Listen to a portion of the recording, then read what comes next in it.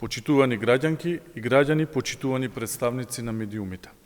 Владата, предводена од Социјалдемократскиот сојуз и премиерот Зоран Заев, продолжува со вистинска грижа за сите граѓани, како и за лицата со попреченост. Заложбата за целосна општествена и институционална инклузивност ја преточуваме со конкретни чекори во политики и законски решенија. Драстично го зголемуваме опфатот на лица корисници на услугата лична асистенција. Наместо досегашните граници од 18 години, ја симнуваме на 6 годишна возраст. Ова ќе значи дека дополнителни 200 корисници на возраст од 6 до 18 години да добијат лични асистенти.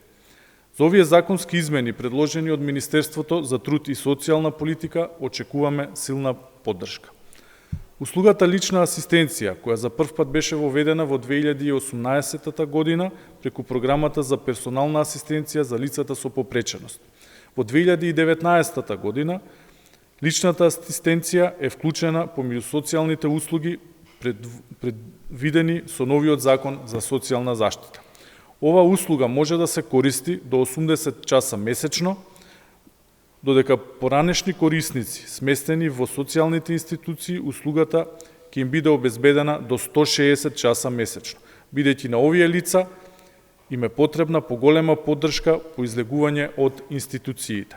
Истовремено, Министерството за труд и социјална политика, заедно со UNDP, работи за успешно воведување на мобилна апликација читач за слепи лица, со која ќе им се овозможи по слободно движење во просторот и по самостојно извршување на секојдневните активности. Почитувани, за нас секој е важен. Продолжуваме посветено да работиме и на други проекти кои значат поддршка за лицата со попреченост, со цел да се придонесе за целосно вклучување на овие лица во општественото живење. Благодарам.